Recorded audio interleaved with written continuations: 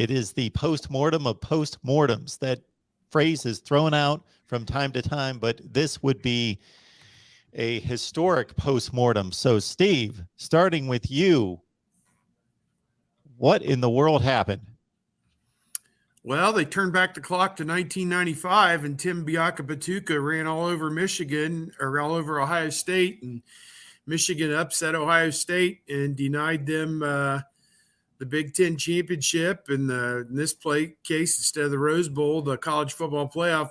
Curiously enough, Michigan can now win the game on Saturday against Iowa and put Ohio State in the Rose Bowl. My, how times have changed, but who would have ever thought the Rose Bowl would become a consolation prize? But that's where we're at in the year 2021. And Ohio State picked a terrible time to play just an awful game. And awful in all three aspects: offense, defense, and special teams. Out-coached, out-played, out-hustled, out-worked, out-physicaled, all facets.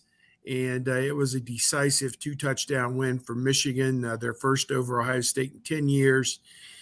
And in everyone's life, a little bit of rain must fall, it seems like. And that's kind of what we ran into watching that game on Saturday.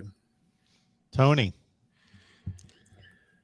This felt like a lot of pent-up anger and frustration and just want to from Michigan. And it was a lot of, this isn't how this goes from Ohio State. Like, this is confusion. Yeah, it was confusion. What's going on here? And I thought we just showed up and threw our helmets on the field and we won this game every year.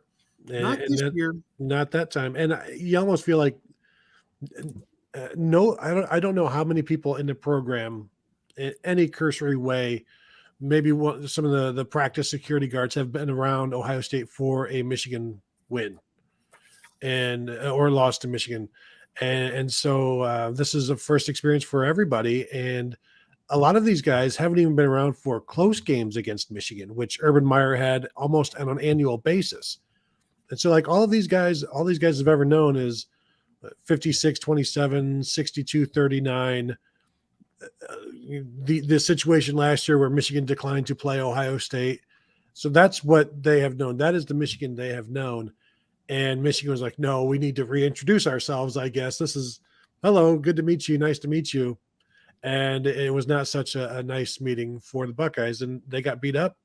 They got, I don't even know if exposed is the right word. They just didn't seem to want to be there as much as they thought they did. And I think they came to that realization pretty quickly. Kevin. Yeah, I don't know what else I can really add to it. I mean,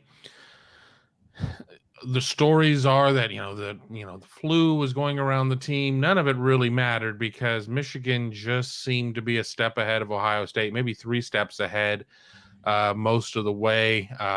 CJ Stroud still put up pretty decent numbers, but it wasn't what people were used to seeing. There were some drop passes. I mean, Ohio State's run game didn't look like what we expected to see coming out of the Michigan State game. It just wasn't, it wasn't a great game on offense, and it was not a good game at all on the defensive side of the ball with Hassan Haskins running wild against them, giving up 297 yards on the ground to the Wolverines.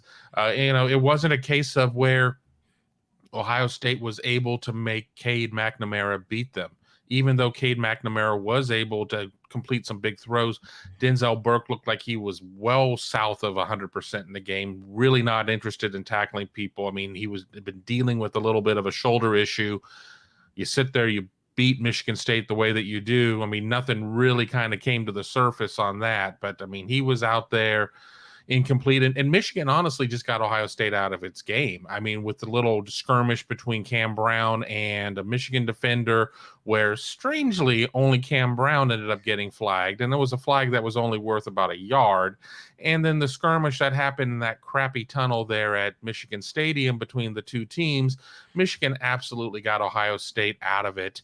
And, I don't know if Ohio State even it just wasn't meant to be. It just wasn't meant to be in that game. And it's a sad thing to say because, this is a really good Ohio State team. It's going to be one that we're going to talk about for years and years and years in that big what if conversation over beers, but at least beers will be had.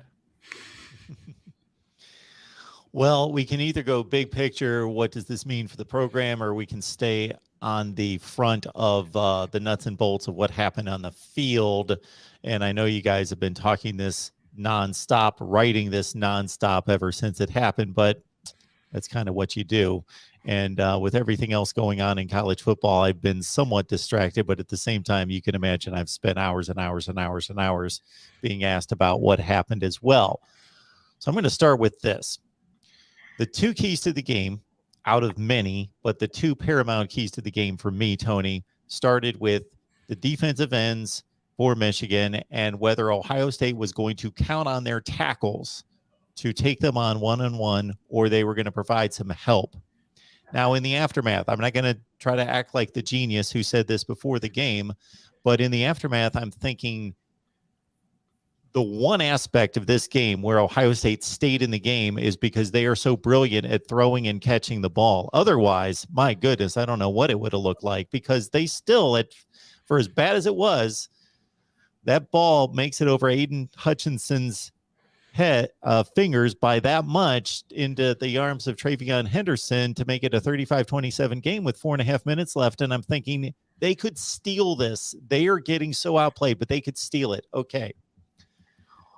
You've got these great receivers. Do you really need Jeremy Ruckert out? I know he's going to be playing in the NFL, but help out these tackles. Number one, my number one thought while this is going on. Number two was just the optics of the Oregon ground game and how effective it was versus the Michigan ground game looked to me totally different in that Oregon was just as effective, but like Ohio State, you guys were at the game, but watching on TV, Ohio State defenders weren't even in the picture half the time. It was like from a scheme standpoint and assignment standpoint, they were completely fooled most of the time. Where Michigan, the holes weren't huge. They just pushed down the field, just beat them up and bullied them.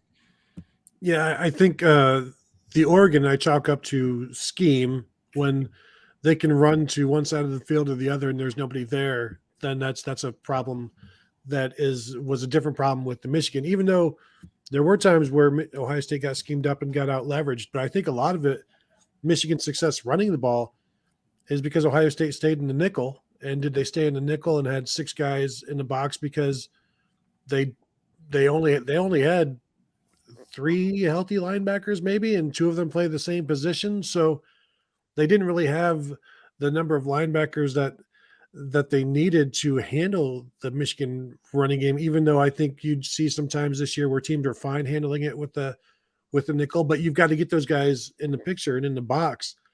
And so that was surprising that Michigan was able to run the ball like this, because that's not something they have been able to do routinely. And it's something that Ohio State has been able to stop routinely, even playing their 4-2-5 defense.